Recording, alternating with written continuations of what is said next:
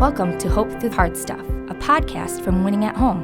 Please welcome your host, speaker, and award-winning author, Steve Norman. Welcome back to Hope Through Hard Stuff. I am super excited to have as our guest today, Bekah Oum. She's here again for the second time. Bekah, thanks for coming back. Thank you for having me. I'm glad to be back. Okay, so because we're doing audio, would love for you to tell a little bit about your story, like growing up in your family and what it was like to kind of walk that path. And hopefully, I know your story is going to inspire other people who are trying to figure out some of the same things. Okay, yeah. My name is Rebecca. I grew up in Zeeland, Michigan, in a predominantly white town, and that is something we say in the adoption world when we say, who are you, where are you from, all those fun things. I was adopted in 2000, August 16, from Guangzhou, China. Yeah, my story kind of starts around that time. I was born in 1999 and adopted a year later. Do you want to say that my story is not everyone's adoption story? Everyone's adoption story is very different. It's not cookie cutter.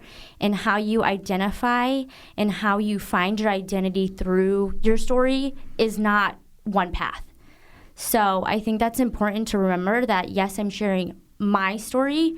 It can intertwine into your story, but ultimately it's your decision to decide how you navigate that space, because it is a very big space, a broad space of like, do I identify as adopted? Do I identify as A, B, C, my race even? So, yeah, I do want to mention that.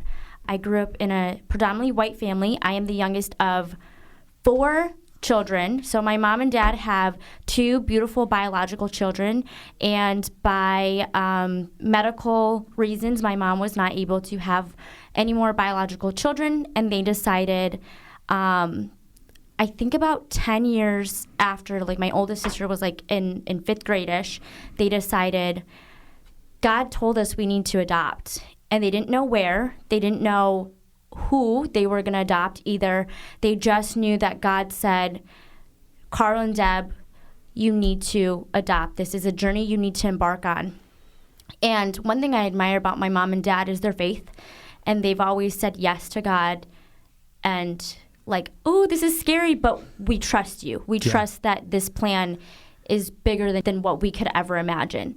And so they started the journey of researching what countries were open if they wanted to do domestic, which is United States adoptions, or just what was open and who would let them adopt, because there's age frames and incomes too that are a lot of criteria goes into adopting a child.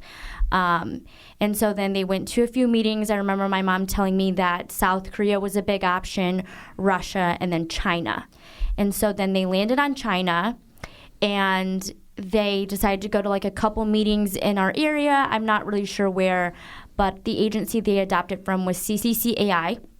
And I do not know what those acronyms stand for. Okay, fair enough. But I know Lily and Josh are the founders, and they're based out of Colorado. Okay. And they were doing some presentations educating parents on what these children are like when they come, and paperwork, the criteria that, do you fit this criteria? And they did.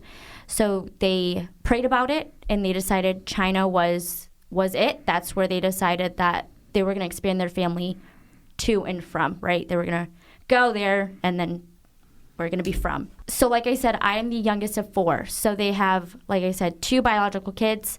I love them. And then they decided to start with to adopt one child, and that's my other sister, Hannah. And so they decided, okay, like we're going to try China and see how it goes. I mean, you can't really back out once the paperwork's finalized, I don't think. And so she was adopted first before me, different province, different family, because a lot of people ask, oh, are you from the same biological family? Are you we don't even share any DNA after our DNA testing. My dad said, now, Deb, we're only going to do this one time. And so they were just going to get Hannah, and my mom was like, okay, that's great. We love that idea. And then I think like hours into their travel, and they hadn't even met Hannah, my dad said, file the paperwork. We're coming back. And so before they even met her? Yeah. Wow. And so it's kind of interesting how you have this idea of one is great. This is the plan. And then you're like, but it could be better. I want a more abundant life, is I think what my parents saw was like how beautiful this addition will be. Why not throw in one more? Because it will be just so abundant, right? Okay. And so they had her, they got her. I don't know how long they stayed. And then my mom was like on the paperwork. So luckily they did it within like a year time frame, so they didn't have to redo home checks, income, family status, family interviews. So there was less strain on that end. Also financially, to pay for all that again is a lot. So it's good that they did it in a timely fashion. So then they decided that in China, yes, we're doing this a second time. And then I don't really know the whole finagling of paperwork and ordering all the papers, whatever, money and stuff like that. And so the first time when they went to get Hannah, my oldest siblings did not go with. That's a long flight. Sure. It's, what do they say, culture shock too, to see a third world country. China's very poor, or was at the time, and they're now up and coming into becoming a first world country. And it's going to vary region by region and city by city. Right. Okay. Right. And so where we're from, it's pretty poor. Okay. I don't really know how poor it can be $5 or poor it can be $500. It's relative, yeah. Yeah. So then they decided, though, the second time with me, everybody was going to go. So my whole family, Hannah went back. She says, I think she was 3. She doesn't really remember much of being back in China, but we hope one day to go back together and see what our province is like, and what it's like to be in a space where you don't look different. But anyways, that is how I ended up in my family. Was my dad said, we're only going to do this one time. And then it turned into a second time. And yeah. So were you and Hannah close growing up, because they were like the bios and then the adopted kids, or was everybody just like one big kind of happy bundle? We were one big happy bundle. Okay. We were, I think, had my older brother and sister been closer in age, we would have been closer. Okay. So my oldest 2 siblings are, I think, like 12 months apart. Okay. So they grew up together. And then my sister was, I think, in freshman in high school when they got me. Okay. And then my brother was in 8th grade, 7th or 8th grade. Uh-huh. And then there was us. Okay. That were in diapers still. Okay. So it was a full decade. Yes. Between both pairs. Yes. Okay. Like, I think I'm 12 years younger than my brother. Okay. So it's quite an age gap. So I think if we were all, 2 to 4 years apart, we'd be closer. But age is just a number. And nowadays, like, we're all married and we all have kids or want to have kids one day. And they, like, it's not weird that we're this big age gap. But now we're like, okay, this is what it is. And this is what we've always known, too. Right. Some people will say that's crazy, but we're like, is it? That's all you know. Yeah. And so I feel like we're close, but Hannah and I are closest because we grew up the closest in age. And I think my oldest brother and sister will say that too, of like, they're close because they grew up closest together and they had no one else. Like, we weren't there. So, yeah. So what was it like growing up in a predominantly white family, in a predominantly white neighborhood, being a transracial adoptee? Is that verbiage that's okay to say? Yeah, that is verbiage that is okay and is correct. Okay. So I want to say this and say I didn't know that I looked different than my mom and dad and my siblings for like 7 years. And that's like the age of awareness where kids start to develop, oh, I have dark hair, I have almond eyes, I have a flat nose. But like before I was 7, I would draw myself like my sister, my oldest sister, blonde hair, blue eyes, paler skin. It wasn't until like 7 where I was like, oh, I have dark hair, was drawing myself with dark hair. My mom watched the progression of Hannah and I's development of realizing we do look different. And the beauty of like my parents is they never hid it from us. That would have been really hard to hide. Like, they have blue eyes. They're 5'9" and 6'2". We are 5 foot, dark hair, olive skin. It would have been like, what in the world? How you can only lie to a child so much. But I was grateful that my parents never hid it and never lied to us, embraced it and was like, this is your story. And you weren't unwanted. You weren't unloved. They just didn't have the means to provide for you. Yeah. There also is a lot with the Chinese government where it wasn't their choice to not keep you. They had to let you go. There was no if, and, or but. Because there was a one-child policy Yes. in place at that time. Okay. Yes. And traditionally, what I hear a lot is like, you weren't a boy, and that's why they didn't keep you, which is not necessarily true, because Chinese families pride themselves in healthy fertility and having children, and what a gift it is, and maybe not from God to them, but Buddha or whomever, or just family structure. They loved having big families. They love having children. And so when I'm told, oh, you weren't a boy and that's why they didn't keep you, I think that's where you're wrong. I think a lot of us are second daughters or second children or third or fourth. So that feels like an oversimplification. Yes. Okay. And there have been many families that I've connected with in adoption groups that have found their biological families, which is needle in a haystack for Chinese adoptees.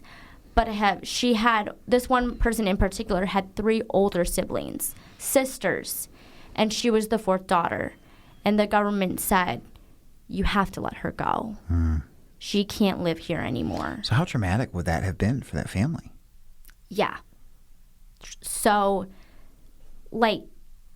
traumatizing and so isolating, right? Because they have 3 older siblings that they'll never know. And now she does, because she found them by actually accident. She went there for her heritage tour, and they said, hey, we're trying some new DNA testing nowadays to see if you would match with a family. And she's like, yeah, I've pondered the idea, never acted on it. I'm here. What could go wrong? It can't hurt to look, because she's pondered that idea too. And so she found them. And I think that's beautiful if that's something that you want to do. It's not for everybody. But I was like, it's interesting when people say you weren't kept because you weren't a boy. That's not true. You mentioned a heritage tour. Talk about that. What are those, and how do they work, and who pays for them? Yeah, okay. So a heritage tour is something ran by our agency, CCAI. And so their whole mission is to bring you as an adoptee back to where you're from or around that area, and you get to see your orphanage or an orphanage like yours. You can meet we called them nannies, our caretakers. You can meet the babies there. You can see how it's ran and how it's different from America. And then, of course, you can go see the Great Wall. You can see the terracotta soldiers. You can see temples there, because it is even if it's not your religion, it's a beautiful thing to be a part of and see the beauty of all of the art that's in those temples. And then who pays for them is if you are from that country, and it varies by agency and it varies by who you do it through, but our agency specifically does. If you're born there and adopted out of there, you pay for your flight and they pay for everything that follows. The agency does that, or the government does that? The agency. Okay. Yeah. Okay. And then if my mom wanted to go back, it would be more money. Sure. But for Hannah and I to go, it'd be just your flight. And have you done it? Not yet. You want to do it? Yes. And you would go together? I want to go together. I think it'd be a fun experience, because I've been very okay with, not okay, but I think more, I don't know if it's adjusted or feeling like my placement in my family was a good fit and I mattered, and it's very hard when you're adopted and you don't feel that way. And you always question why, or what happened to your family, or whatever it might be. My sister and I have talked about our adoption stories a little bit of it would be neat to go back together, just to see what it's like to walk a road that maybe that's where you were, to see the orphanage where you probably played in and you had friends there, and to eat, of course, amazing food, and just see the country that your parents knew and remember that you don't physically remember. Right. You remember the trauma that came with it, because I hear a lot of like, you don't remember that. You're right. Maybe I don't physically remember my caretaker or my orphanage, but I do remember the trauma that came with it. And there were things there that, like attachment styles. If you're traumatized, it makes it harder to attach or attach too much, whatever it might be. Mm-hmm. So it'd be just fun to go back to talk about our stories together and to see it kind of come full circle in a way. Even if we're not there to find our biological families, it'd just be a journey to do together of like, this is where we're from. And to tell our kids one day, this is where we're from. And it's a beautiful thing. And it's not something to be ashamed of or sad about, because a lot of people find it like, oh, that's so sad. It's not that sad. Okay. It just is. It just is. And this is the story that God wrote out for me. Yeah. And I know there's a lot of babies who don't have that, but we got blessed with that. Yeah. When you talk about going back, do you and your sister, you have your parents' support? Yeah. Okay. Yep. My dad says he would never go back just because of the plane ride. Okay. That was too much. Yes. And I think my mom would go back because we're her daughters. Sure. And she'd be like, oh, that'd be fun.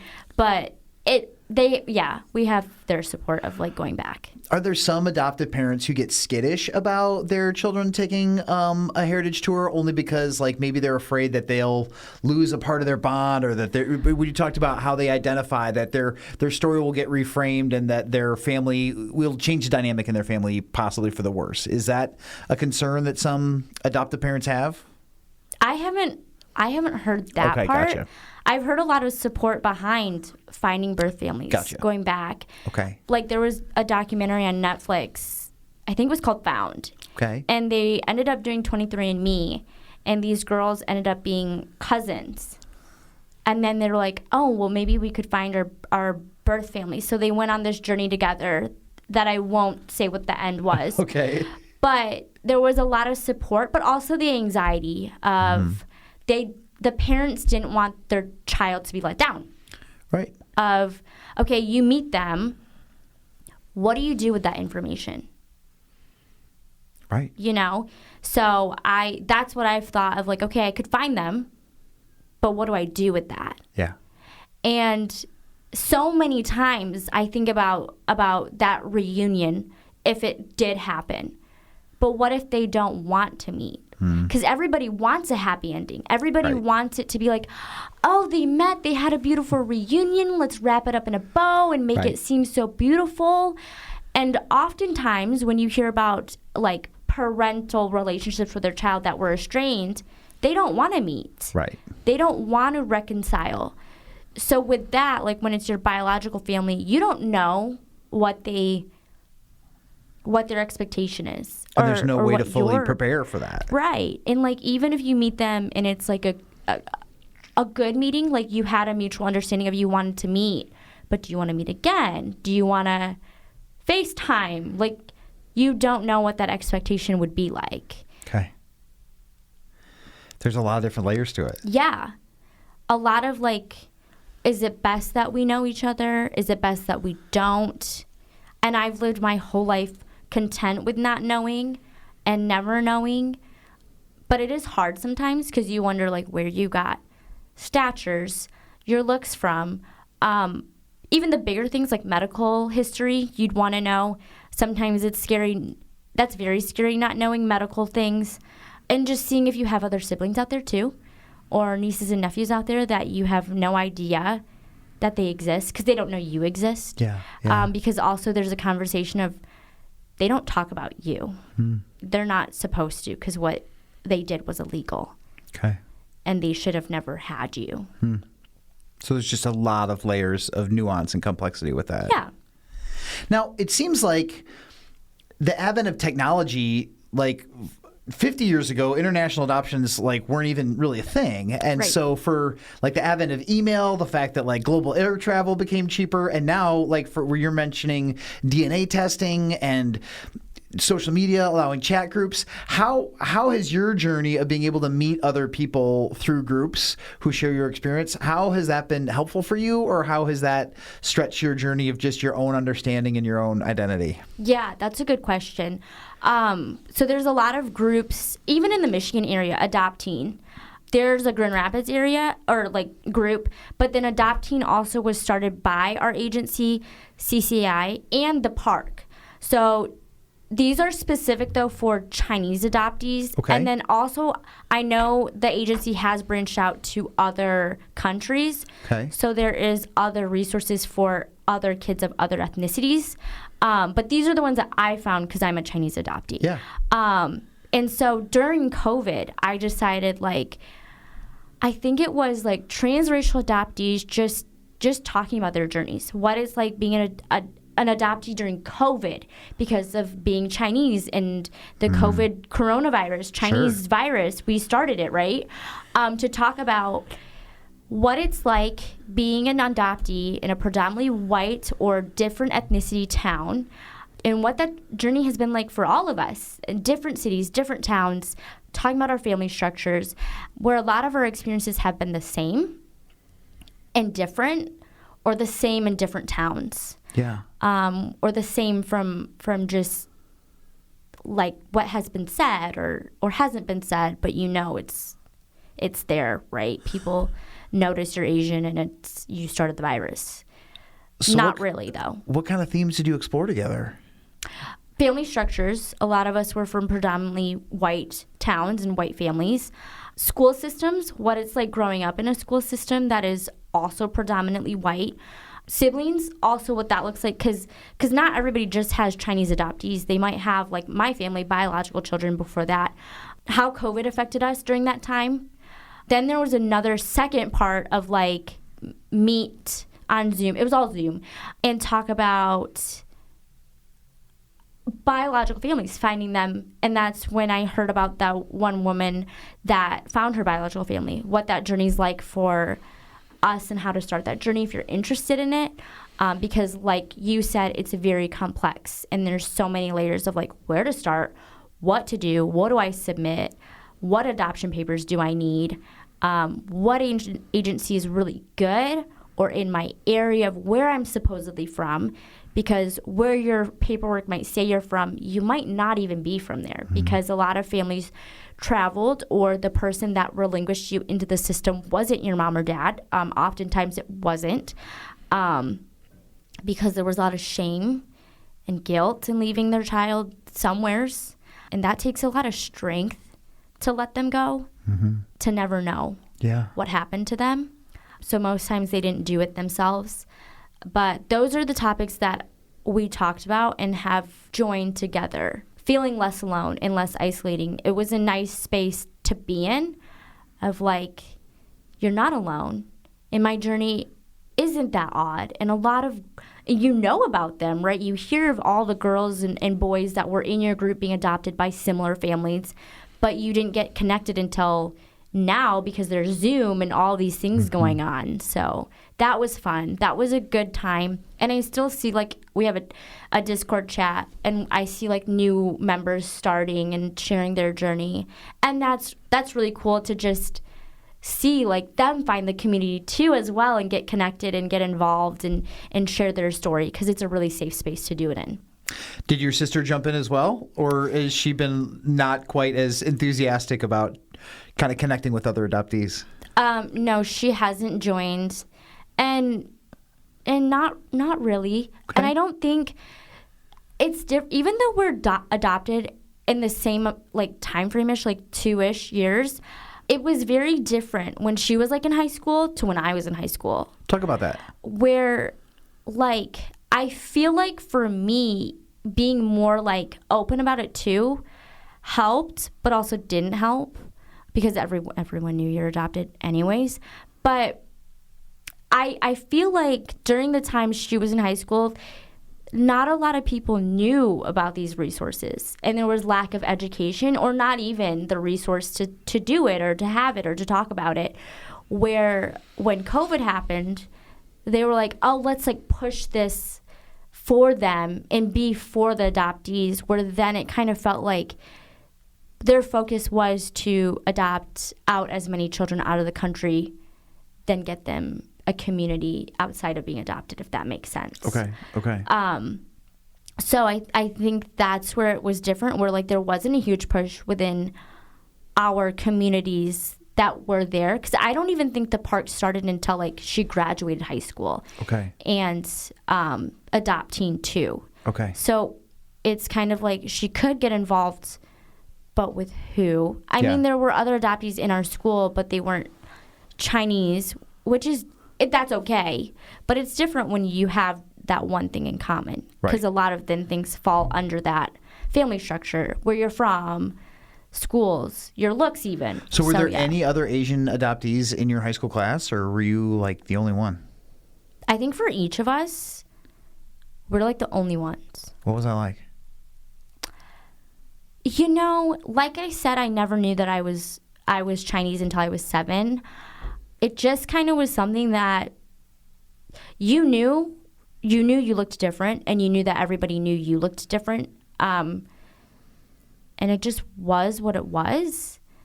However, our town sees color, but wants to pretend they don't see color. And I know that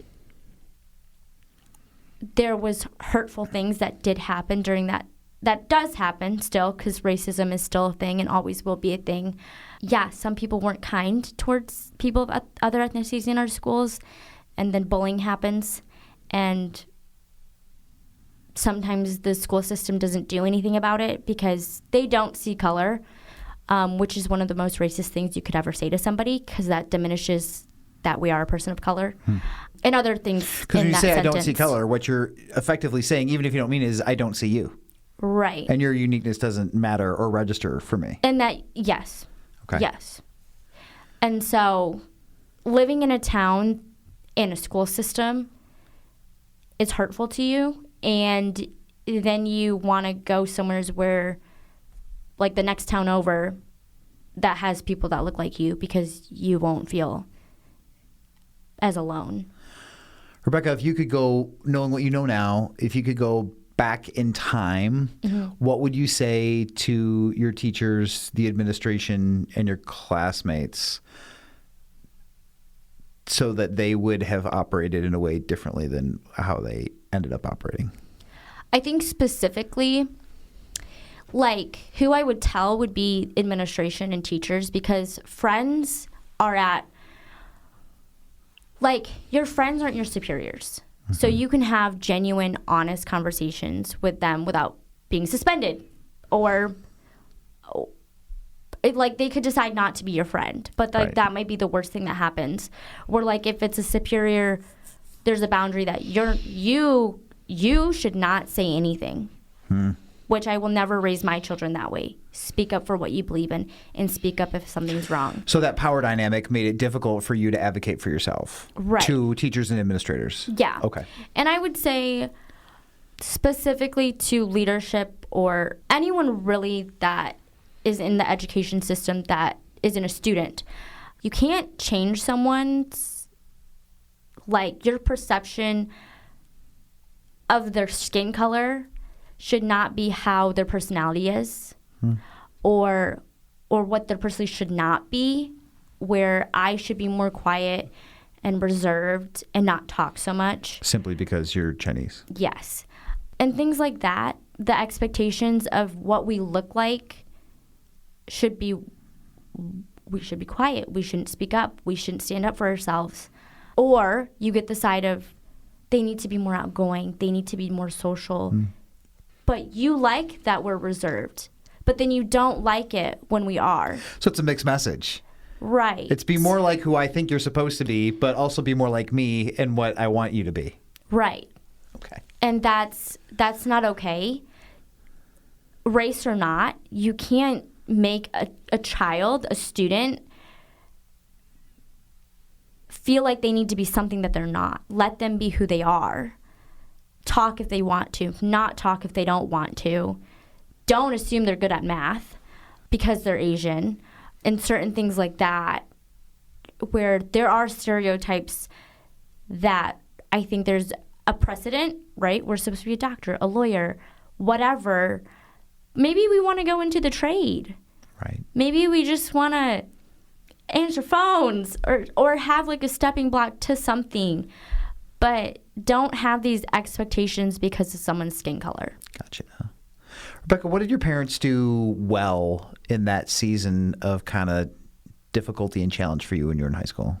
Moving me out of a school system that is predominantly white. So you changed schools mid-high school? Middle school. Okay. Yep.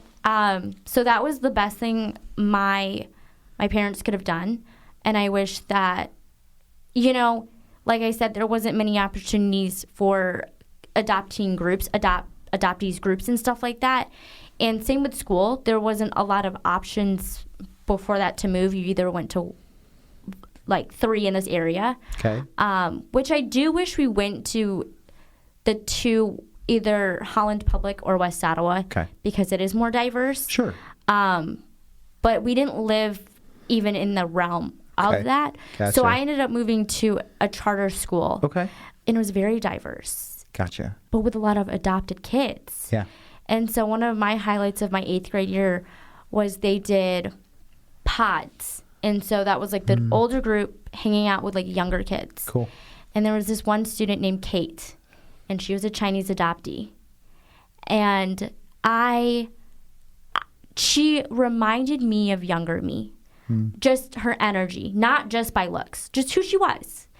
Just happy, bright, like just so awesome. And her mom is white as well. And so one day they had like a family event at school. And she's like, you know what Kate calls you? I was like, what? My Chinese friend Bekah. And I was like, that is awesome. Like, it's an honor to meet you, and it's an honor to know your daughter. So that was so cool to just do that. And then there was another student there named Grace, and she was Chinese too. And it was just fun to be in a space of girls like me who have families like me, and they're in this town, the same town. So they know that, I am older, and you'll be okay. This is a beautiful thing. And it's really neat, too, because Kate, I never told Kate I was adopted. She knew because she's adopted. And I was like, isn't that a beautiful thing that your mom and my mom never hid it from us? They never made us feel ashamed about that. And it was just neat to, like, be with her, meet her mom, and just, yes, I am Kate's Chinese friend, Bekah. And that's awesome. So that was special to leave a school system that didn't allow that free space and moving to a school where it did. And it was very welcomed to be a person of color or adopted or whatever it might be. It was very much okay.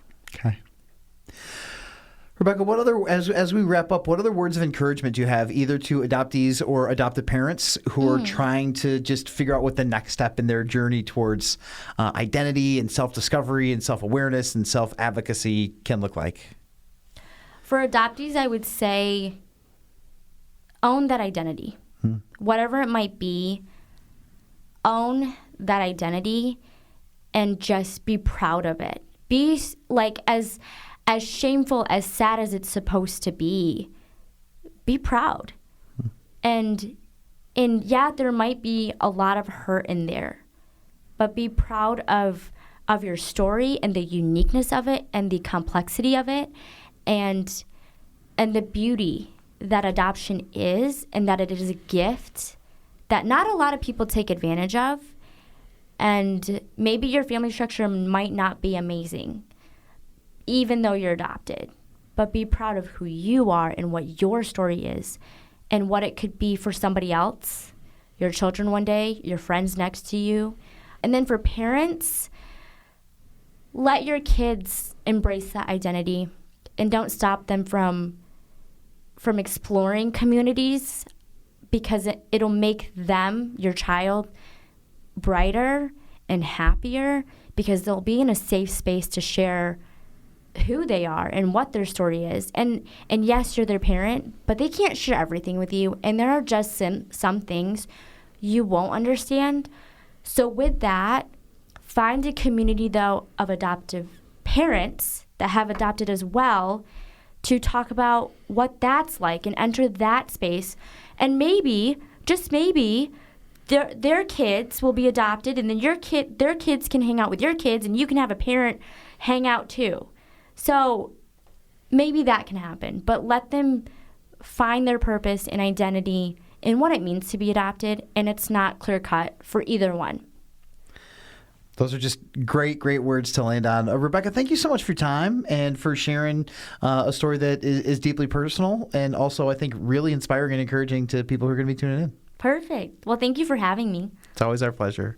You've been listening to Hope Through Hard Stuff. Thanks so much for joining us. We'll catch you next time. Thanks for listening to Hope Through the Hard Stuff. If you liked what you heard, please remember to subscribe to it, rate and review it, and then share it with others. Winning at Home offers hope through counseling and coaching, motivational speaking, community events, and other media resources. If you believe in what we do and want to support us in our mission, consider making a donation at winningathome.com.